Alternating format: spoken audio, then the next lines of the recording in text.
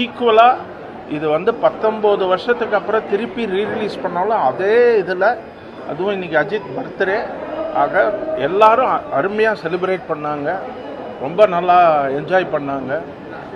திருப்பி இந்த படம் ஒரு மாபெரும் வெற்றி படமாக அமையிறது. நன்றி. அப்புறம் many more happy returns of the day Ajith. நான் காலையிலே ட்வீட் பண்ணிட்டேன், இருந்தாலும் உழைப்பாளர்கள் தினம் அன்னைக்கு பிறந்த கடுமையான உழைப்பாளி அவர் அஜித் சார். அண்ட் நான் எல்லா ஸ்பீச்லேயும் சொல்கிற மாதிரி எந்த ஒரு பேக்ரவுண்டுமே இல்லாமல் சினிமா இண்டஸ்ட்ரிக்குள்ளே வந்து கஷ்டப்பட்டு உழைச்சா வாழ்க்கையில் முன்னேறலாங்கிறதுக்கு வந்து ஒரு எக்ஸாம்பிள் வந்து நம்ம அஜித் சார். சினிமா தான் வந்து அஜித் சாருக்கு பேஸு. அவருக்கு இன்னொரு பேஷன் வந்து இப்போ ரேஸு. ஆனால் அவர் எதில் காலடி எடுத்து வச்சாலும் கொஞ்சம் கூட குறையல அவருக்கு கிரேஸு. அண்ட் தலைனாலே ஃபேன்ஸுக்கு வந்து அது வந்து ஒரு எமோஷன் தான். அது எப்படி செலிப்ரேட் பண்ணுறாங்க நீங்கள் பார்த்துருப்பீங்க. தலைங்கிற நேமே ஒரு எமோஷன். அண்ட் அதான் சொல்லியிருந்தேன், ஒரு படத்துக்கு ப்ரொமோஷனே தேவையில்லை.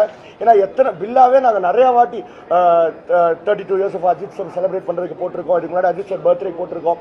எப்போ போட்டாலும் வித்தின் 10 மினிட்ஸில் இந்த ஷோ ஹவுஸ்ஃபுல் ஆச்சு. ஸோ எப்போவுமே வந்து அஜித் சாருக்கு அந்த பவர் வந்து பயங்கரமாக இருக்குது. அவரை தேடி வருது பத்மபூஷன் எல்லாமே. ஸோ ரொம்ப ஹாப்பி.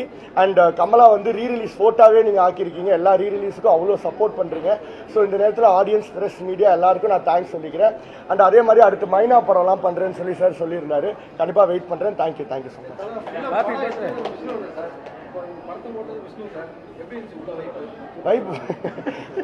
வைப் வந்து பயங்கரமாக இருந்துச்சு. ஃபேன்ஸ்லாம் வந்து பயங்கரமாக என்ஜாய் பண்ணுறாங்க. அவங்க இன்னும் என்ஜாய் பண்ணுறதுக்கு என்னென்ன பண்ண முடியுமோ எல்லாமே பண்ணுறோம். பயங்கரமாக செலிப்ரேட் பண்ணுறாங்க.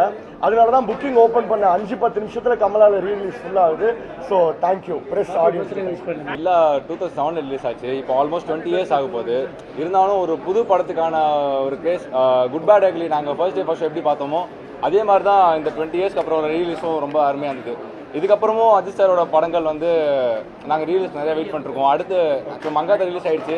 இன்னும் என்ன இருந்தால் இதில் நாங்கள் ரொம்ப வெயிட் பண்ணுறோம். ஸோ அந்த படம் ஒரு கல் கிளாசிக் ஃபிலிம். ஸோ அது ரிலீஸ் ஆனால் எங்களுக்கு இன்னும் கொஞ்சம் நெக்ஸ்ட் மூவிக்கு சந்தோஷமாக இருக்கும் எங்களுக்கு.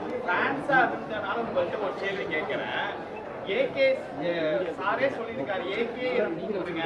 ஆனா இன்னமும் வந்து உள்ளுக்குள்ள போனோம்னா அந்த பேர் சொல்லி தான் கூப்பிடுறாரு.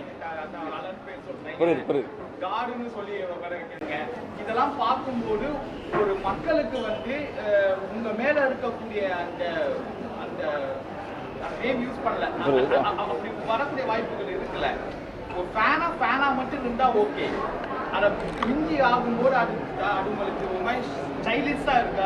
இல்லை, ஆக்சுவலாக என்னன்னா நாங்கள் தேட்டருக்குள்ளே இருக்க இந்த ரெஸ்பான்ஸ், தேட்டருக்குள்ளே நாங்கள் இந்த பண்ணுற அடவடியெல்லாம் ஓகே தான். பட் தேட்டருக்கு வெளியே நாங்கள் அந்த மாதிரி இல்லை இல்லைங்களா. இப்போது ரீலீஸ் ஆகுது, புது படம் வருது, அந்த டைமில் நாங்கள் எங்களோட ஒரு கலாட்டாக்கும் ஒரு ஃபன்னுக்கும் ஷேர் மேலே நாங்கள் வச்சுருக்க ஒரு பாசத்துக்கும் நாங்கள் இந்த மாதிரி இருக்கும். பட் ஆனால் தேட்டருக்கு வெளியே எங்கள் சார்பு எங்கள் சைட்லேயோ எந்த ஒரு நெகட்டிவான இதுவும் வர்றது இல்லைங்க இல்லைங்களா. இப்போது அவர் எங்களை திருத்தி நாங்கள் ரொம்பவே இப்போ நாங்கள் ரொம்ப டீசென்ட் ஆகிட்டோம் சொல்ல போனோம்.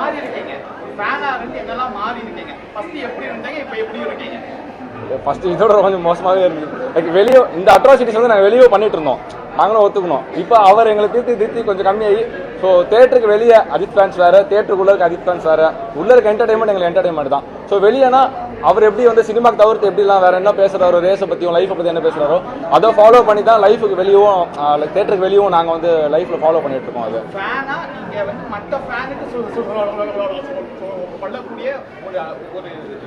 இல்லை, ஃபேனா நான் ஃபேன்ஸுக்கு சொல்ல வேண்டியதே கிடையாது. ஏன்னா நாங்கள் எல்லாருமே அவரோட ஃபேன்ஸ். அவரோட அட்வைஸ் வந்து அவரோட அட்வைஸை நாங்கள் ஃபாலோ பண்ணாலே போதும். எல்லா ஃபேன்ஸுமே நாங்கள் வந்து கரெக்டாகவே இருப்போம். ஆமாம், நானும் வேணா இவங்களும் எல்லாரும் மாதிரி ஃபேன்ஸ் தானே. ஸோ அவரோட அட்வைஸை ஃபாலோ பண்ணாலே கரெக்டாக